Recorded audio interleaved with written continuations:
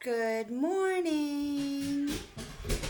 Here comes Maximus, ready to join class. I just want to do a quick little read aloud today and talk about proving the main idea as text detectives. So, before we get started with that lesson, let's sing our song. Everybody sing with me. Don't make me do it all by myself.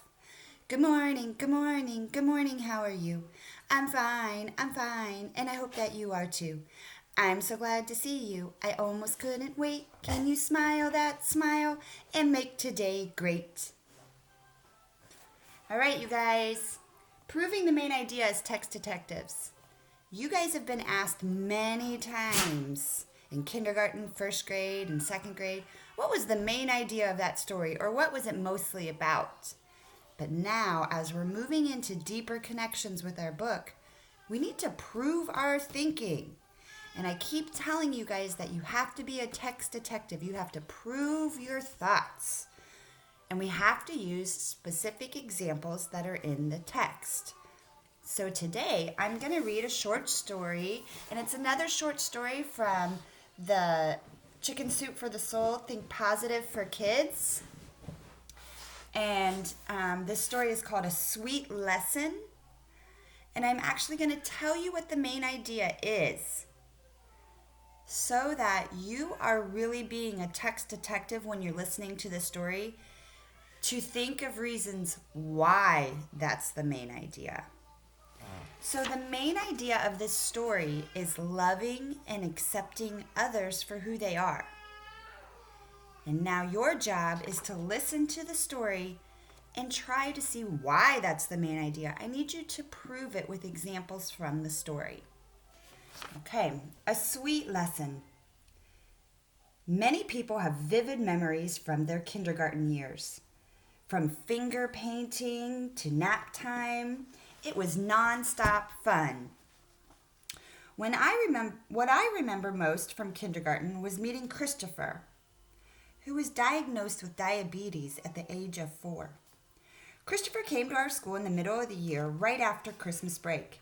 He was the only new kid who transferred in the middle of the year, but he wasn't shy at all. He stood in front of the class and introduced himself with full confidence.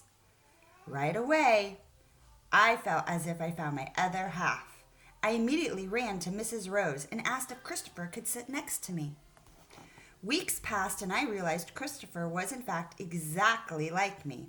We were both funny and liked sports, food, Play-Doh, as well as causing trouble. Our parents even got a chance to meet and put us on the same soccer team. Every day I'd tell my classmates hilarious stories about how much fun we would have, but they didn't find it as amusing as we did. My classmates stayed away from Christopher because he had to get pricked every time after he ate sweets like cookies. He also wore a metal medical alert bracelet, and he had a lot of bandages. The day before spring break, all sorts of candies and desserts were being passed out. Mrs. Rose invited all our parents, too. I stuffed my face with every sugary sweet I could find. I made sure to grab a couple for Christopher, too. But he didn't touch them. He just looked at the floor. "Why aren't you eating, Christopher?" I asked.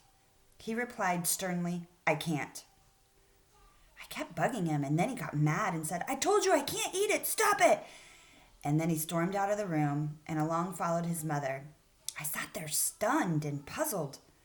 I went home that night with a million questions. My mom sat me down and told me that Christopher had diabetes, and that was the reason why he couldn't eat as much sugar as everyone else.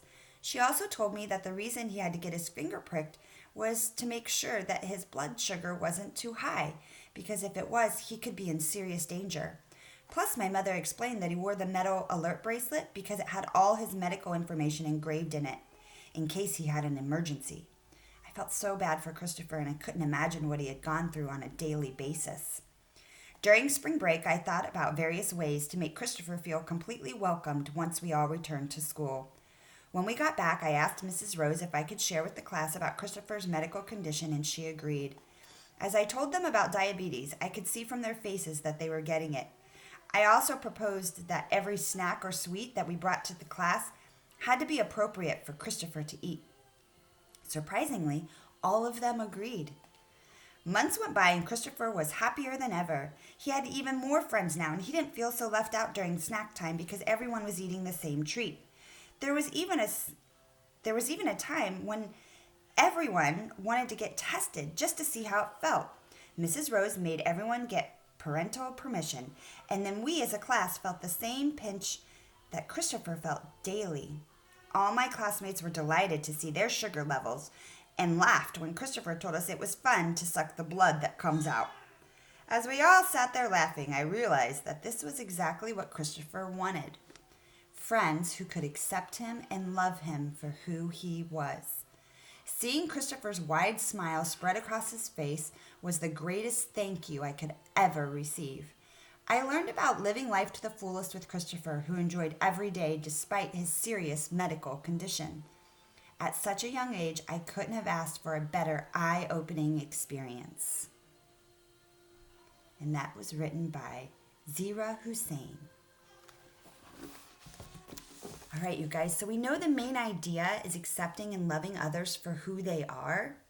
Did you listen closely? Did you find some reasons how they showed that in this story? Well, I came up with 2 reasons I believe that's the main idea. It might be the same reasons you came up with. The first one is they changed their snacks. They changed it to make sure that it was something Christopher could have too. And the second reason I think the main idea is accepting and loving people for who they are is when the entire class wanted to get their finger pricked so they could feel how Christopher felt every day when he had to do that. And then they could really understand how he was feeling and what he went through every day. I think that's definitely showing that they loved him. Okay, so I'm going to take those 2 reasons I feel that the main idea is loving and accepting others for who they are, and I'm going to turn it into a really clear paragraph, proving my thoughts as a text detective, using examples from the story. It's really important. Using examples that come directly from the text, from the stories. So, I quickly jotted this down before I got to talk to you this morning. And I will read it to you because I know it might be too far away. Let me scoot you a little closer. Here is my opening, which states what I think the main idea is. This story is about accepting and loving people for who they are. Then I talk about my examples or reasons directly from the text. I saw this happen in the story when the classmates, all of the children, I should put a comma there because I was describing. When the classmates, all of the children, agreed to change their snacks. I also saw acceptance and love when all of the children got their fingers pricked to understand what their friend went through every day. Both of these examples showed me that this story is about accepting and loving people for who they are. And if you notice, my opening talks about the main idea, and my closing restates the main idea. That's important, you guys. I mention the topic of my paragraph, which is main idea, in the opening and the closing. I put my reasons in the middle. And my reasons come directly from the story. Okay? All right, that is our quick little lesson on text evidence and being a text detective and how we can use that when we're thinking about main idea of a story.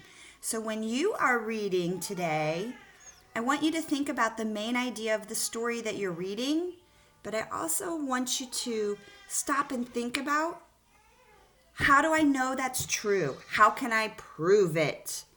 Be a detective, you guys. All right, I miss you. Have a great day. Bye.